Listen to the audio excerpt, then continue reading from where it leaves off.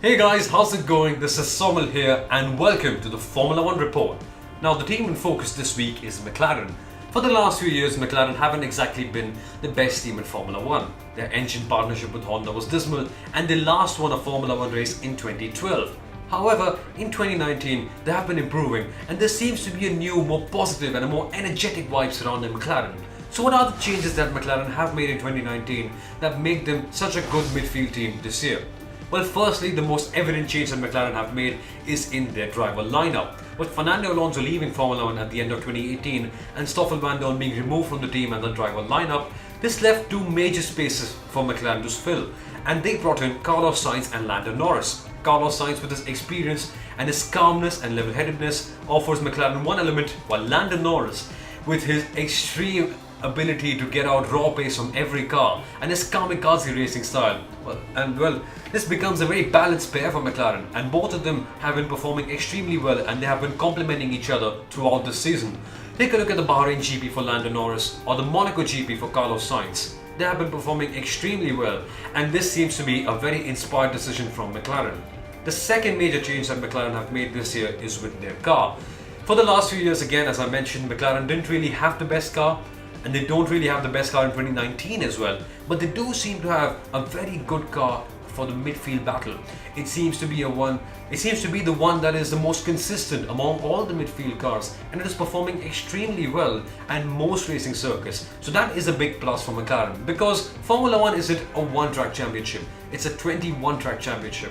So you need to make sure that your car is consistently good at every racing circuit, and so far this season, the new 2019 McLaren seems to be the one that is the most consistent out of all the midfield cars, and that is a big plus for McLaren.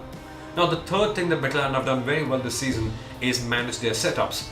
Because the midfield is so tight this year, the setups are extremely crucial. You get your setup right and you could be the best midfield team of the weekend, but you get your setup wrong and you could be the worst. And that is a big difference between both of them. So McLaren have got their setups very right this year. They have been getting it very right again. They didn't exactly do that in the past few years, but this year they have been pretty good at that. So if they maintain this, if they make sure that the setups are right for most of the races, I see no reason why they won't be fourth, because they have a good setup, they have a good car, and they have really good drivers. So these three things can combine together and can come together to make McLaren the fourth best team in Formula 1 this year. Well, the second question that we're going to answer about McLaren today is about their new recruits, Andreas Seidl and James Key. Who are they and are they any good? Well, who are they? Firstly, James Key is McLaren's new technical director. He comes directly from Toro Rosso and he's known to be extremely good at what he does. Because McLaren have chased after him for a long time, it just shows you the man's quality, because McLaren, a team with such a big infrastructure, such a great infrastructure I should say, and with such a massive budget, chasing after a race, after a technical director working for Toro Rosso, it just shows you that the man is good at what he does. And I feel that he can offer the X factor in the engineering side of things to McLaren that they lacked over the last few years. So James Key, I feel, is a good appointment from McLaren, and if he can understand and adapt to the 2021 regulations very well, I feel he can be the man taking McLaren to the top 3 in a few years' time. The other person that they've appointed, I really love to talk about this guy, it's Andreas Seidl. So Andreas Seidl comes from the Porsche Le Mans team, the Porsche WEC team as you'd like to say more formally, now defunct of course, and he started the team from scratch and made them virtually untouchable at a time when Audi and Toyota were competing in the WEC. He's taken the team to multiple WEC championship wins and also multiple 24 hours of Le Mans wins, and that just shows you the quality and the caliber of this man. But you may argue that, well, sports cars is a different thing altogether. Sports cars in Formula 1 is completely different. And I agree with you. It's a completely different ball game. But Andreas Seidl does have quite a bit of experience in Formula 1 as well. He used to work for the BMW Sauber team previously, and well, he is a bit of an enforcer, that's what I've heard. He's a straight talker, no-nonsense guy that can establish a bit of discipline at McLaren, and that is exactly what they need at the moment. So I feel that with Andreas Seidl and James Key on board, McLaren will be an extremely disciplined and an extremely organized unit that can potentially challenge for the title, not instantly, not in 2020 or 2021, but maybe around 2023 when the regulations start to settle in and McLaren start to develop the car, the existing package that they have after 2021 very well. So that is my review on Andreas Seidl and James Key, McLaren's new signings, and I truly believe that these two can be the guys to lead McLaren to the front, back to the front in fact I should say, because that's where they were a few years ago.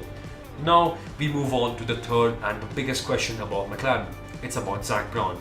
Now a lot of people criticize Zak Brown for not delivering the results on the racetrack, because when Zak Brown came in, McLaren was struggling, and still at the moment they haven't exactly reached a stage where they're fighting for race victories or for world championships. So in comparison to what McLaren were previously, McLaren are still struggling, but McLaren have improved a lot on the commercial side since Zak Brown has come in. This guy, don't get me wrong, is a commercial mastermind. Now, he might not be the best person to handle the racing side of a team. That's why he's got Andreas Seidel and James Key in to manage that section. But on the commercial side, Zak Brown is brilliant. This guy has a broad mindset. He looks at the bigger picture. He took McLaren to the Indy 500. When did that happen? I mean, for a long time, no Formula 1 team had ever dared to go to the Indy 500, and McLaren did that. So that just shows you the diversified mind of this businessman. And also, he started the McLaren Shadow program, which is completely unique.